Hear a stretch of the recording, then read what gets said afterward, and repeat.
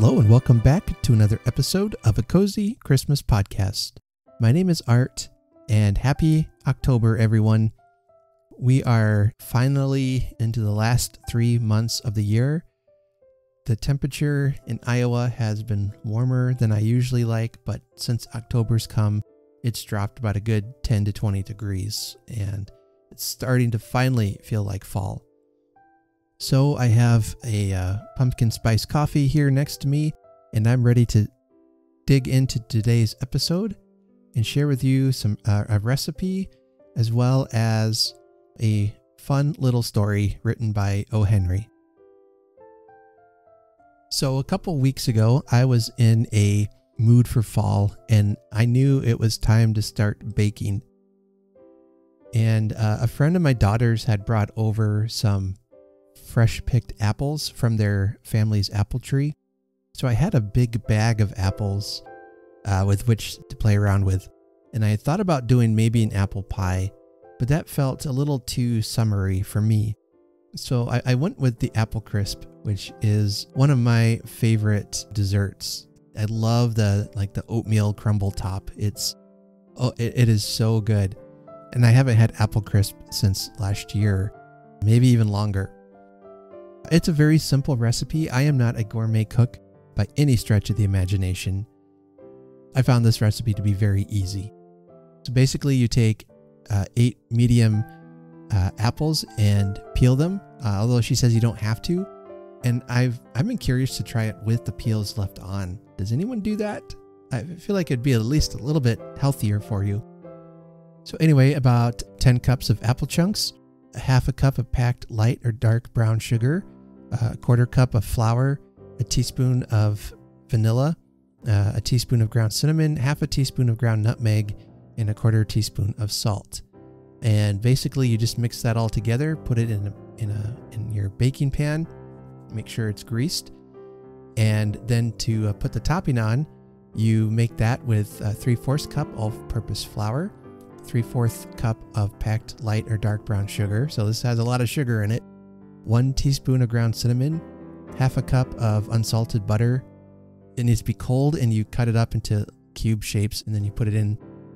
And then a cup of old-fashioned rolled oats.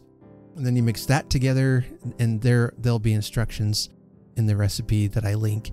You put that on top, and then you put it in the oven. You cook it at 350 for about 45 minutes or so.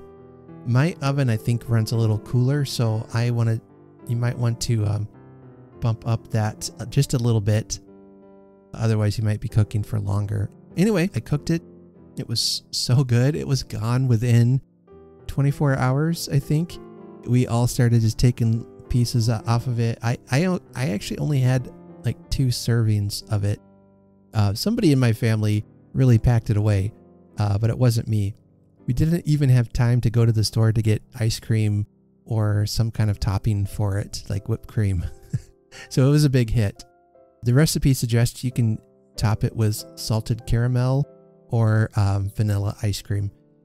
My family would recommend, especially if you do the caramel, they'd probably say put some whipped cream on top of it as well. That was a great recipe. It was very delicious. It came close to reminding me of the apple crisp my grandmother would make.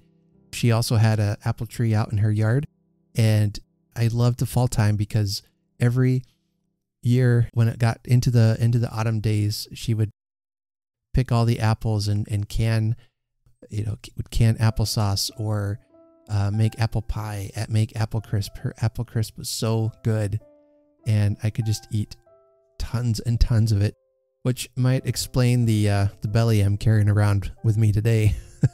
I have some happy memories of fall and just feeling the crisp feeling in the air and tasting the sweet, delicious apple crisp. Just happy memories for sure. Do you have a favorite recipe? I would love to have you share it with me, and I will try it out and give my review of it on an upcoming episode of the podcast. So I would love to hear from you if you're willing to share the recipe itself or a story around the recipe. If you don't want to give away any family secrets, I understand that. go ahead and send me an email at cozychristmaspodcast@gmail.com and let me know what is one of your favorite recipes to make during the Christmas season. I'd love to hear from you. And now stay tuned for a very special message from the Christmas Podcast Network.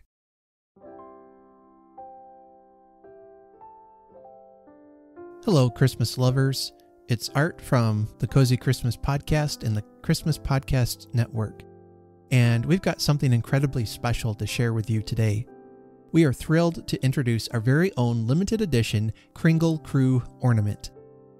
The Kringle Crew ornament is a beautiful decoration featuring a Jolly Santa and the words Kringle Crew etched in gold. Whether it's on your tree, hanging in your home, or given as a gift to someone special, this ornament is the perfect way to celebrate the holiday season.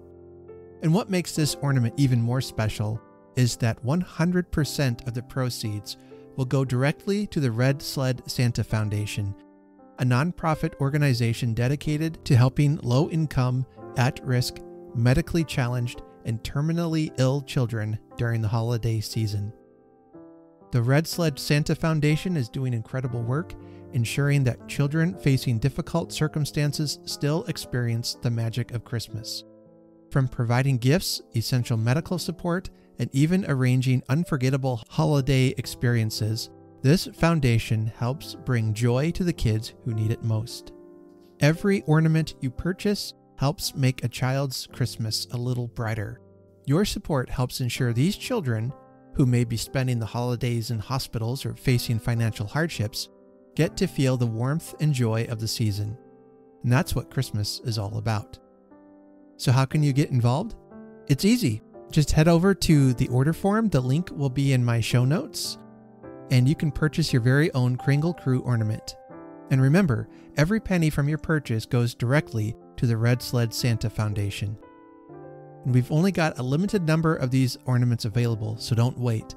Plus, when you receive your ornament, share a picture of it on your tree or in your home using the hashtag KringleCrew, and we'll feature your posts on our social media. The Red Sled Santa Foundation has helped so many families, from obtaining medical supplies to purchasing vehicles that can accommodate disabilities to providing Disneyland tickets. With your donation, you might be able to help some of these families feel the Christmas spirit again after many difficult years. And that's why this matters. Your purchase of the Kringle Crew ornament can bring that same kind of joy and hope to other children and families this Christmas. So if you're looking for a way to spread some holiday cheer and make a real difference this Christmas, the Kringle Crew ornament is the perfect way to do it. And you're not just getting a cool ornament, you're becoming part of a movement that spreads kindness and joy where it's needed most. Join the Kringle Crew today, and let's make this holiday season one to remember for children and families who need a little extra love and magic. So go ahead and click on the link that's in the show notes and fill out the pre-sale order form, or reach out to one of us and we'd be happy to help you out. The orders close on October 31st, so you'll want to act today. I know many will be impacted by your gift. And so, as Tiny Tim observed, God bless us, everyone.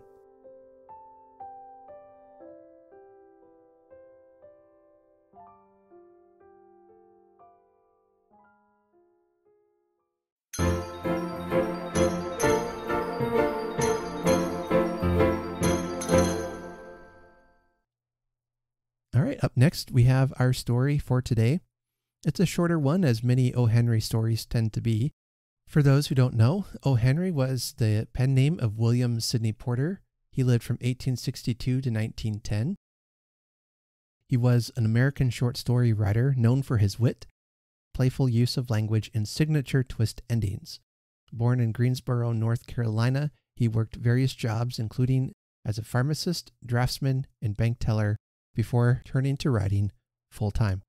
His stories often depict the lives of ordinary people in New York City, focusing on themes of love, sacrifice, and irony. Today's story is called The Cop and the Anthem, and it's found in the collection of The 4 Million, I believe it's called. And in that collection as well is a story that he's most well known for, the gift of the Magi. And that's a story that I've read on this podcast previously. But I wanted to read another O. Henry story, and I didn't know what stories dealt with Christmas. So I don't know if he's written a lot or not, but I'll keep digging because I really enjoy his stories. Today's story is called The Cop and the Anthem, and it does not take place at Christmas time, but it does take place as fall is beginning. So I thought this would make a good time of year to read this story. A man named Soapy is I guess we would call him a bum, or he was homeless. What is funny about it is Soapy is used to spending the 3 months of late fall and winter in jail. He has a plan to get himself arrested so he can have a warm place to stay and 3 meals to eat for the winter months. Not the best plan in the world, Soapy, but that's his plan. And the joy of the story is hearing him try to enable this plan. So we'll see what happens. And I hope this story will give you at least a little bit of a chuckle and put you in the mood for the coming fall season. So with that, I invite you to come in and sit here by the Christmas fire, and I've got a plate of apple crisp for you and some hot coffee or apple cider ready to go. Now I'll read to you The Cop and the Anthem by O. Henry.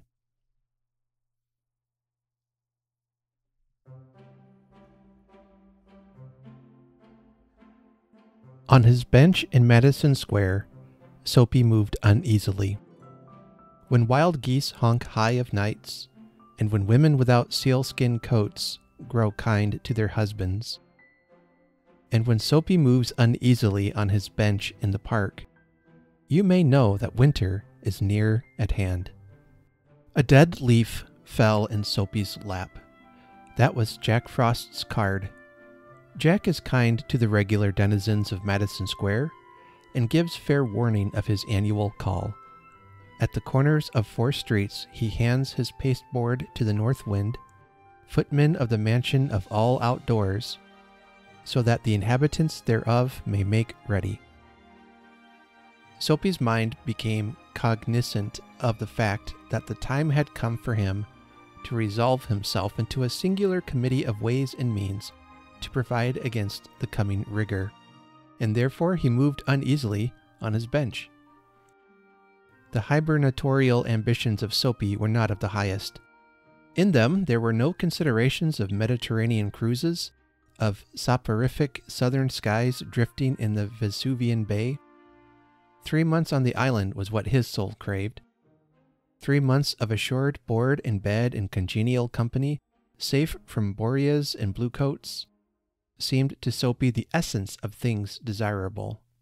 For years the hospitable Blackwells had been his winter quarters, just as his more fortunate fellow New Yorkers had bought their tickets to Palm Beach and the Riviera each winter. So Soapy had made his humble arrangements for his annual hegira to the island. And now the time was come. On the previous night 3 Sabbath newspapers, distributed beneath his coat, about his ankles and over his lap, had failed to repulse the cold as he slept on his bench near the spurting fountain in the ancient square. So the island loomed big and timely in Soapy's mind. He scorned the provisions made in the name of charity for the city's dependents. In Soapy's opinion, the law was more benign than philanthropy. There was an endless round of institutions on which he might set out and receive lodging and food accordant with the simple life. But to one of Soapy's proud spirit, the gifts of charity are encumbered. If not in coin, you must pay in humiliation of spirit for every benefit received at the hands of philanthropy.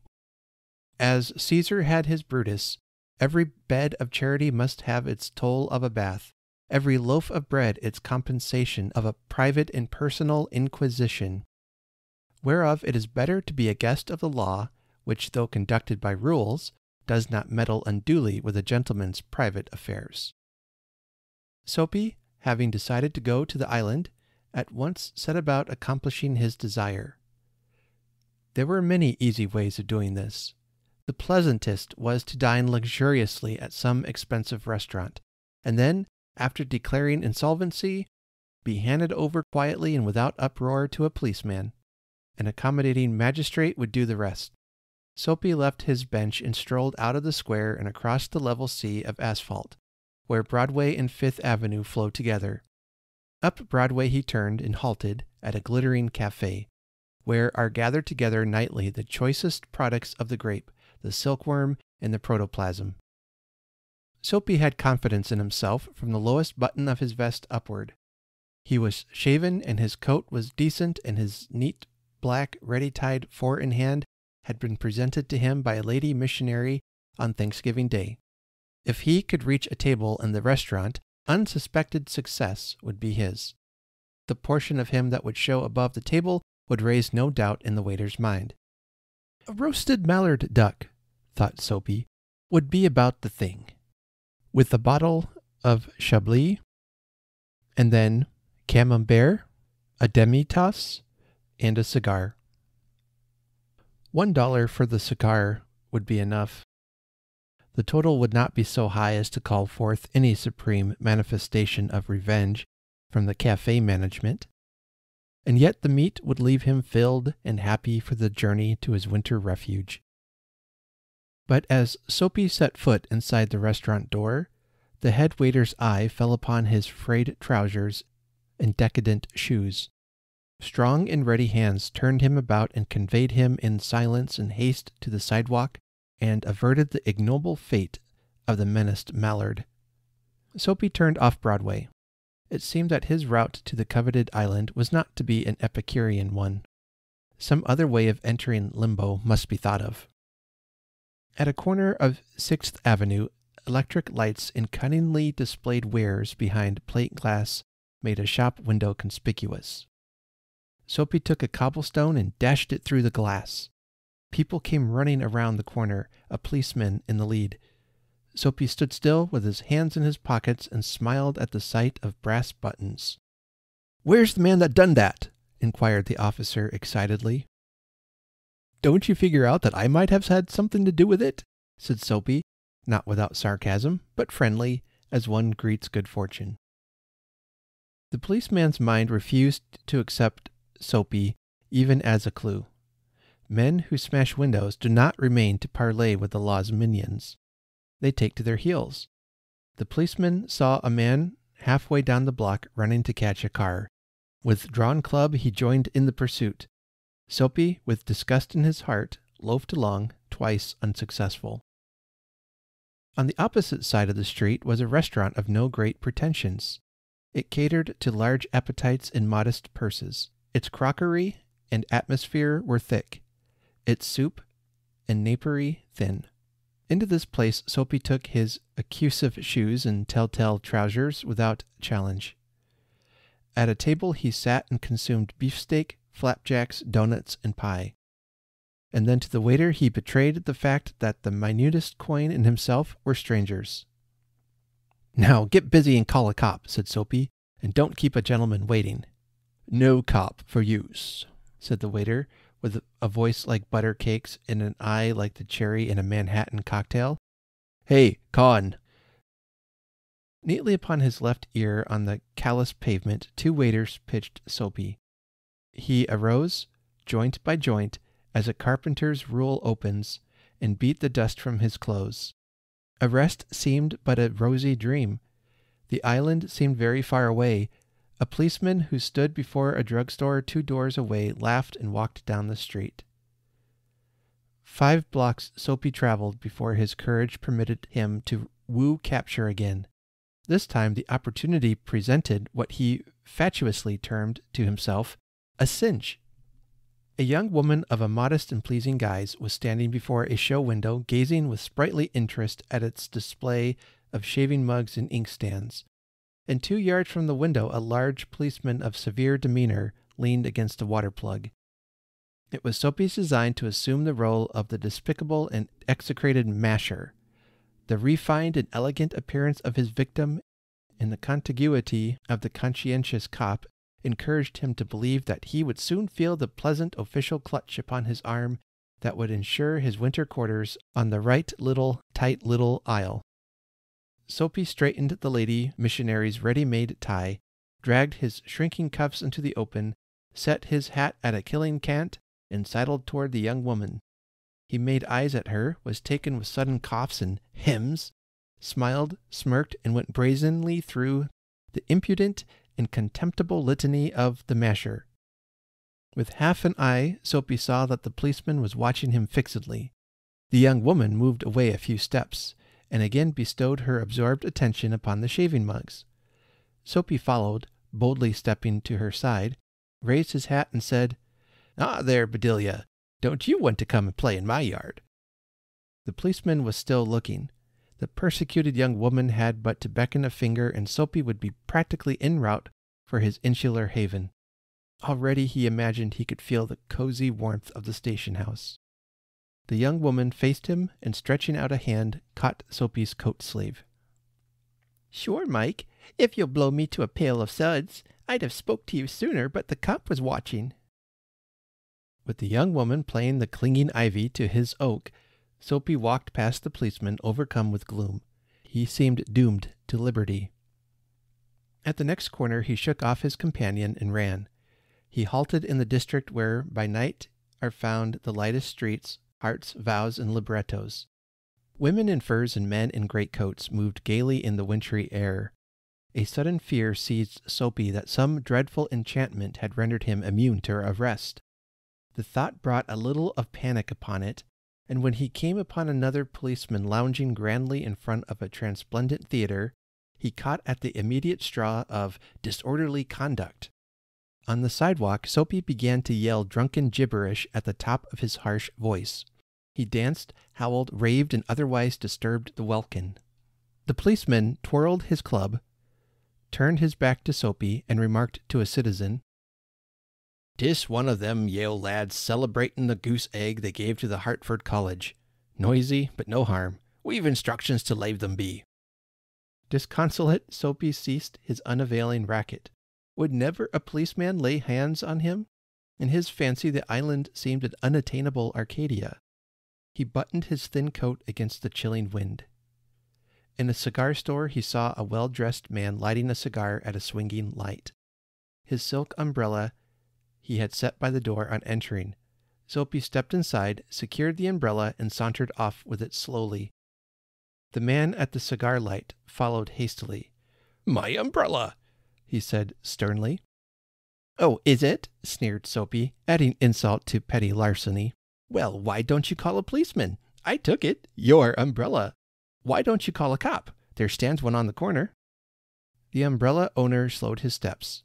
Soapy did likewise, with a presentiment that luck would again run against him. The policeman looked at the two curiously. Of course," said the umbrella man. "That is, well, you know how these mistakes occur.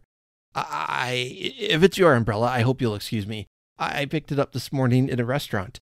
If you recognize it as yours, why, I hope you'll—" "Of course it's mine," said Soapy viciously.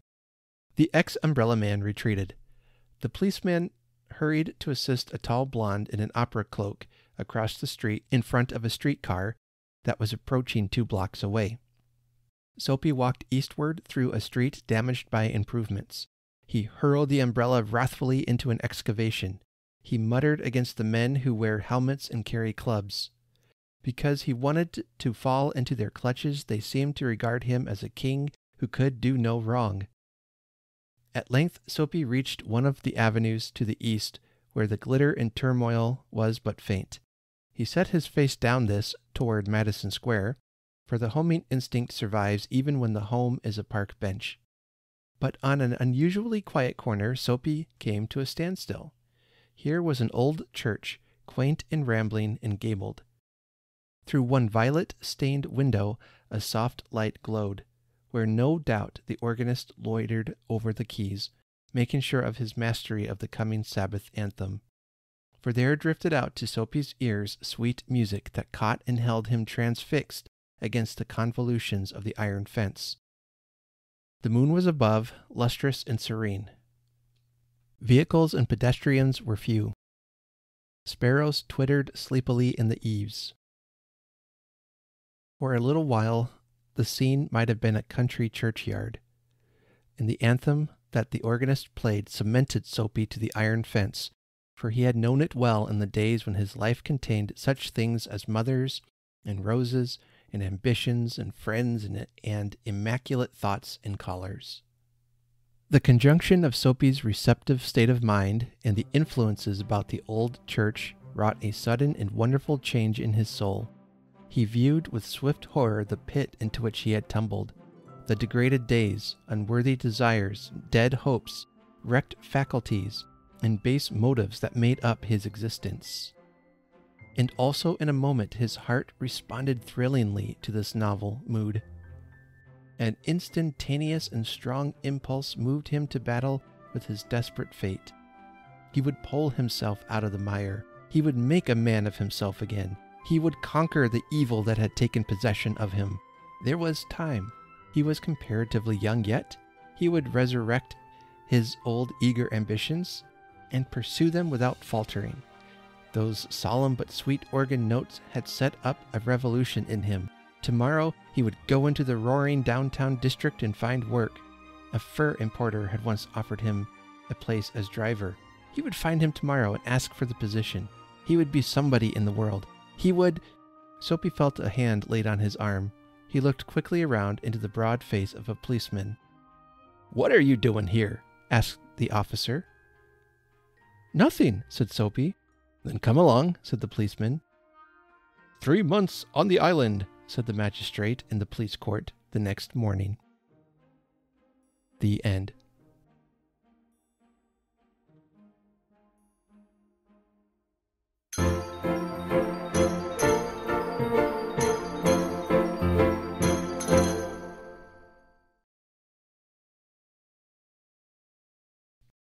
Well, what did you think of today's story?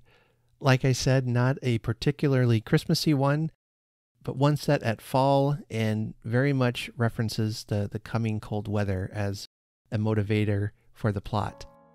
It's just really ironic that Soapy was trying to get himself arrested and he couldn't seem to do it, but then when he actually had noble intentions and thought maybe he had learned his lesson, he goes and gets arrested for loitering outside of a church.